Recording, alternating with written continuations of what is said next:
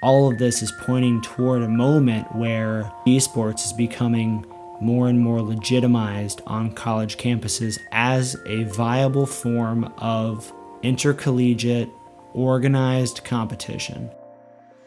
Hello everyone, and welcome to the first episode of CESN's The 101, the podcast where we bring you the top stories from the world of collegiate esports. I'm your host, Milmod, and I'm excited to take a look at what's been happening. On this episode, we cover six-figure donations, athletic conferences becoming involved in esports, Maryville's new League of Legends lineup, and even more. Stay tuned. So to kick this off, I think we start with one of the biggest stories in collegiate esports in general, and that's the continued expansion of support for programs on campuses across the country. We know that esports are growing in colleges, be it through official athletic programs, club teams, official clubs, or even unofficial student-run organizations. Either way, it's growing fast.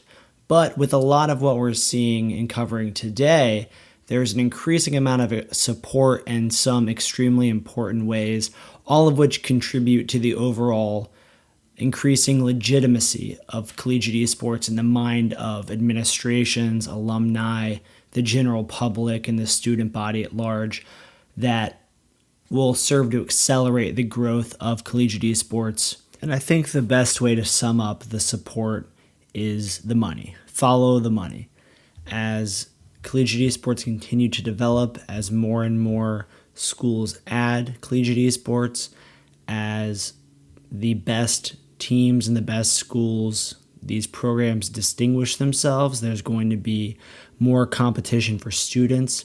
So it will start to come down to things like institutional support, scholarships, and all of those kind of things. So the first story to mention falls along those lines, and that's the University of North Texas announcing $20,000 in esports scholarships.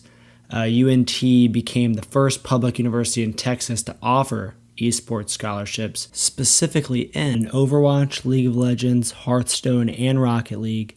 And they hope those scholarships will not only support their current student competitors, but also to attract new students to help maintain the university's competitive edge. UNT's been successful making the round of 32 in the playoffs for Overwatch and the quarterfinals for Heroes of the Storm in the most recent TESPA season. This is part of their plan to build on that success going into the next few years. They're not alone in Texas. In Texas, there's been quite a bit of support for collegiate-level esports, and we have another great story coming from the University of Texas at Dallas.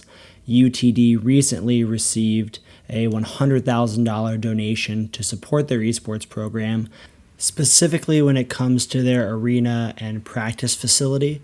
It's great to see that money going for something like that because it does really present a competitive edge against a lot of other schools that may have teams but lack the institutional desire to put in the kind of funds required to have a world-class facility.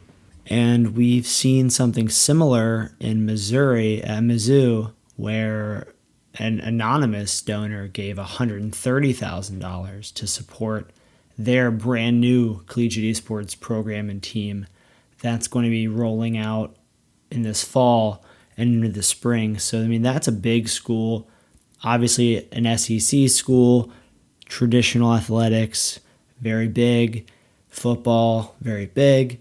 So to have an alumni, presumably, donate $130,000 to support transportation to events, facilities, gear, all of those kind of things that the team needs functionally to be able to compete at a high level, to augment the recruiting process and resources that the institution's putting in.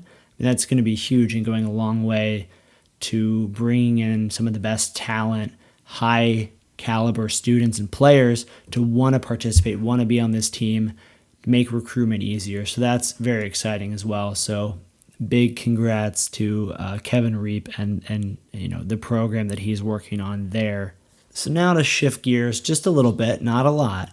There's been a couple developments when it comes to traditional athletic conferences becoming involved in esports. And I think a lot of that originates with Riot and what they did when it comes to allowing these independent traditional athletic conferences to participate in college League of Legends and integrate into the larger organizational structure after the conferences hold their own regular season and conference championships, where the top schools from those independent conferences then feed into either the League of Legends play-in, the college play-in, or the college championship bracket, depending on the caliber of schools and teams in that conference compared to the other Riot-administered conferences. So we see the Peach Belt. It's one of the conferences participating in College League of Legends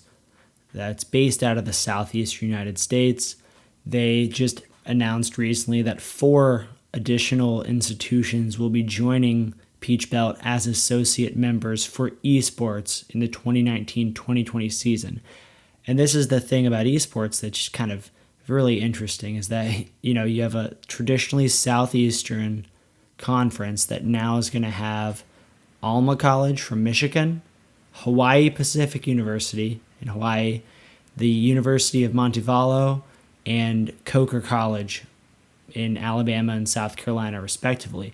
But to be able to have a school in Hawaii join a conference based out of the Southeastern United States, that's something that just can't happen in traditional sports. And then in a similar vein, we have the Metro Atlantic Athletic Conference, the MAAC, announcing that they're launching an esports league and conference championship for the 2019-2020 season. They'd been co-sponsoring events with the ECAC, the Eastern College Athletic Conference, including the HV Gamer Con in Albany, New York in 2019. But now they're going to be doing their own esports league and their own esports conference championship. And this makes them the most recent Division I conference to hold esports competition. They're one of the, quote, mid-majors. They're, right below like your top Division I conferences when it comes to Division I basketball. So they're a big conference. They're a successful conference in Division I. They have all these resources, and they're looking to add esports and to put those resources toward that. So I think when you're looking at this, the Peach Belt, the MAAC, what Riot's doing with their own governing body for League of Legends, the addition of more scholarships from the colleges themselves, these donations from alumni, all of this is pointing toward a moment where collegiate esports is becoming more and more legitimized on college campuses as a viable form of intercollegiate organized competition. And I think that when you have organized competition where competitors practice and work under the guidance of a coach with a team, really work on their mechanics, ability, things like that, for the express purpose of competing in organized play, I think that is at the heart of what conferences and collegiate athletics in general, their mission. So we're at the point, I think, where collegiate esports is aligning with that mission. And we're seeing, as that congruence is reached, the additional resources and support pile in. So now this is going to just continue to snowball the presence of collegiate esports on college campuses nationwide. And last but not least, I want to briefly touch on Maryville's announcement of their 2019-2020 League of Legends roster. And just the best way to put it is that it's very stacked. This is a team that's going to be coming in to defend their national championship title with just a powerhouse stable of players. Definitely something I'm looking forward to. We're going to cover that more in the upcoming Rift University podcast episode from CESN.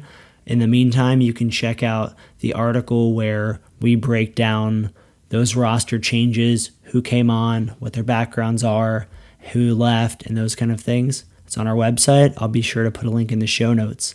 And that's it for this episode of the 101. Thank you again for joining me. I'm your host, Milmod. You can find all of CESN's content at our website, cesn.gg. You can follow us on Twitter and Instagram at CESNGG. And if you like our content and want to see more of it, please consider becoming a patron of CESN on our Patreon, and I'll be sure to link that in the show notes.